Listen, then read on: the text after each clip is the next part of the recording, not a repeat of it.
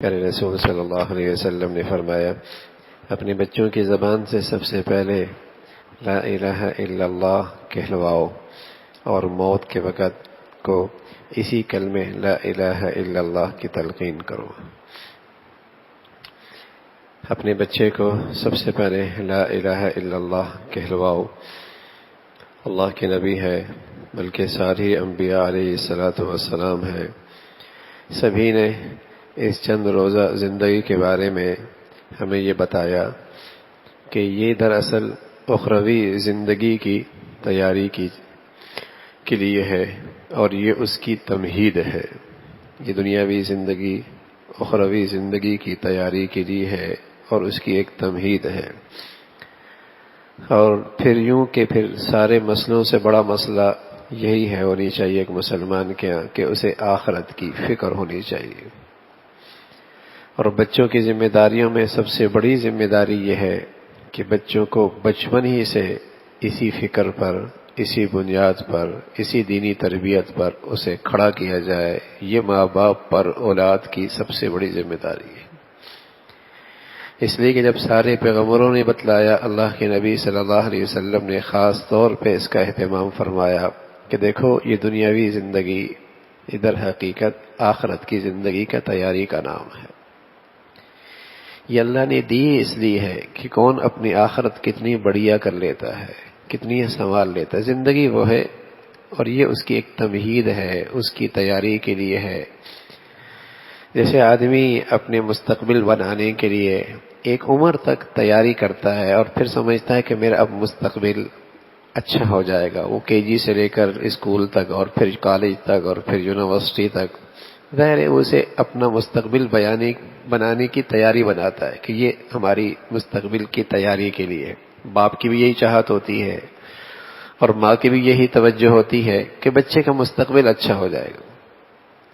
تو شروع کی یہ عمر وہ اپنے بچوں کے مستقبل کی تیاری سمجھتا ہے، اور ہمارے پیغمبر نے اس سے آگے کی بات بتائی ہے کہ یہ تمہاری پوری زندگی در حقیقت آخرت کی تیاری کے لیے ہے، پوری زندگی آخرت کی تیاری کے۔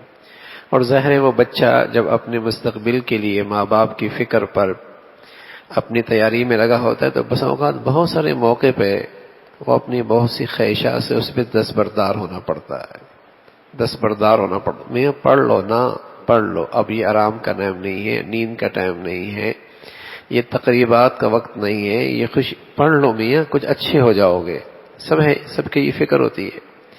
اور بہت ساری خواہشات سے وہ دستبردار ہوتا ہے اور اس کا ذہن یہ بنا جاتا ہے بعد میں مزے کرو گے، کیا کہنا، بعد میں مزے کرو گے۔ تو اس لیے اللہ کے نبی صلی اللہ علیہ وسلم نے زندگی کے بارے میں یہی بات سمجھائی ہے کہ یہاں بہت ساری خواہشات سے دستبردار ہونا کوئی خامی کی بات نہیں، عیب کی بات نہیں، محرومی کی بات نہیں۔ اگر تمہارا وہ مستقبل بن رہا ہے جو حقیقی مستقبل ہے اور اس کی خاطر تمہیں بہت کچھ قربان کرنے پڑ رہا ہے تو یہ تو بڑی دور اندیشی کی بات ہے، یہ تو بڑی دور اندیشی کی بات ہے، یہ تو بڑی ہی عقل مندی کی بات ہے، یہ تو بڑی ہی روشن خیالی کی بات ہے کہ تم اپنی آخرت سنوارنے کے لیے یہ فیصلے کر رہے ہو۔ تو اللہ کے نبی صلی اللہ علیہ وسلم نے اس انداز سے تلقین فرمائی، اور چونکہ بچے ماں باپ کے ماتحت ہوتے ہیں، اور یہ بات آج تحقیقات سے ثابت ہو چکی ہے کہ معصوم بچہ کتنا ہی معصوم کیوں نہ ہو، آنکھ سے دیکھا ہوا، کان سے سنا ہوا، اس کا وہ اثر لیتا ہے۔ آنکھ سے دیکھا ہوا، کان سے سنا ہوا، زبان سے بولا ہوا، اس کا وہ اثر لیتا ہے، اس کا اثر پڑتا ہے۔ تو اللہ کے نبی صلی اللہ علیہ وسلم فرمایا ابھی معصوم ہے، ابھی اس کی زبان نہیں بول پا رہی، ابھی بولنے کے لیے استعداد نہیں ہے، تو سب سے پہلے کوشش کرو کہ اس کی زبان کے آغاز ہو تو لا الہ الا اللہ سے، لا الہ الا اللہ، پہلا بول جو اس کی زبان پہ آئے وہ لا الہ الا اللہ کا۔ اس کا بھی اثر ہوتا ہے، اس کا بھی اثر ہوتا ہے۔ اب دیکھتے ہیں معصوم بچہ، ہم اس کے بعد کہتے ہیں اسے اپنی مادری زبان آتی ہے، ہاں تو ظاہر ہے وہ مادری زبان اس نے کون سے ٹیوشن سینٹر میں جا کے پڑھی ہے اور کون سے تعلیمی ادارے کے اندر جا کے اس نے وہ زبان سیکھی ہے۔ میمن کو میمنی آ گئی، اردو والے کو اردو آ گئی، دہلی والے کو دہلی آ گئی، پختون کو پختو آ گئی، مہاجر کو اردو آ گئی، ہاں ہر ایک کو جو مادری زبان آ جاتی ہے وہ کہاں سے سیکھتا ہے؟ تو وہ پہلی درسگاہ اس کا گھر ہے. جو ابا اماں کے سامنے وہ زندگی کے دن گزر رہے ہوتے ہیں، وہ زبان نہیں سیکھ رہا ہوتا، اور بھی بہت کچھ سیکھ رہا ہوتا ہے. زبان کا تو صرف اظہار ہو رہا ہوتا ہے نا، اس لیے پتہ چلتا ہے کہ اسے اپنی مادری زبان آ گئی، ورنہ ایک پوری زندگی وہ گھر سے سیکھ رہا ہوتا ہے، اپنی آنکھ سے، اپنے کان سے. وہ ایک زندگی کا اثر لے رہا ہوتا ہے اور اسی پر اس کی شخصیت بن رہی ہوتی ہے.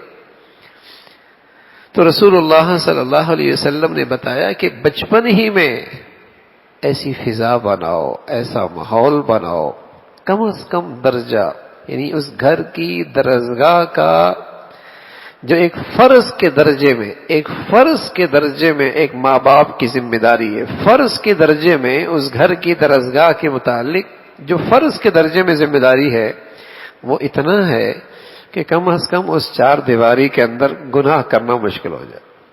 کم از کم، یعنی کم از کم اس درسگاہ کا اتنا ماحول تو دے دو کہ وہاں گناہ کرنا مشکل ہو جائے اور نیکی کرنا آسان ہو جائے. اس کی حوصلہ افزائی ہو رہی ہے، اتنا تو ہو جائے. یہ آخری درجہ ہے، کیونکہ اگر اتنا بھی گھر میں اہتمام نہیں تو ماں باپ بڑے، گھر کے بڑے اپنی ذمہ داری میں سخت کوتاہ ہے اور سخت کوتاہی کر رہے ہیں. اور کوتاہی بھی ایسی نہیں، فرض چھوڑ رہے ہیں، فریضے میں کوتاہی کر رہے ہیں. کم از کم درجہ یہ ہے کہ اس گھر کی چار دیواری میں اللہ کی نافرمانی کرنا آسان نہ ہو. سڑک پہ، بازار پہ، آج کے تعلیمی اداروں کے اندر اس کو اختیار نہیں ہے، لیکن گھر کی چار دیواری پہ تو اسے پورا اختیار ہے. تو وہاں تو ایسی فضا بن جائے کہ گناہ کرنا مشکل ہو جائے. حضور علیہ الصلوۃ والسلام سے عقبہ ابن عامر نے عرض کیا، یا رسول اللہ، فتنے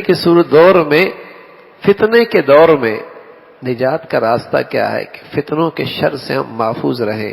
اللہ کے نبی نے 3 نصیحتیں فرمائی.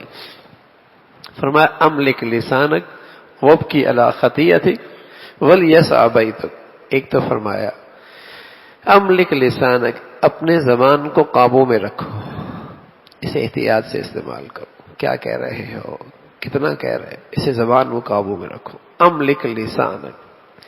دوسری بات فرمائی وابکی علی خط، اپنی خطاؤں پہ روتے رہو، اپنی کمزوریاں دیکھو، اپنی خطائیں دیکھو. اور تیسری بات فرمائی ولیسع بیتک، تیرے لیے تیرا گھر کافی ہو. یعنی آخری درجہ یہ کہ گھر کی فضا تو ایسی ہو جائے جہاں ایمان کی حفاظت اور اس کو محفوظ رکھنا آسان ہو جائے، اور بلا ضرورت، بلا وجہ تمہارا گھر سے نکلنا بھی نہ ہو. فتنے ہیں، کہیں محفوظ حفاظت نہیں ہے. تو اللہ کے نبی صلی اللہ علیہ وسلم نے اس کی تلقین فرمائی. تو اولاد کی ماں باپ پہ ایک بڑی ذمہ داری ہے کہ بچپن ہی سے اور ابتدا ہی سے اس کی تربیت کی بنیاد دین ہو، ایمان ہو. یہ اس کی ذمہ داری ہے. اللہ رب العزت ہماری اولادوں کو ہماری آنکھوں کی ٹھنڈک بنائے. اللہم لک الحمد کلہ ولک الشکر کلہ، اللہم لک الحمد کلہ ولک الشکر کلہ.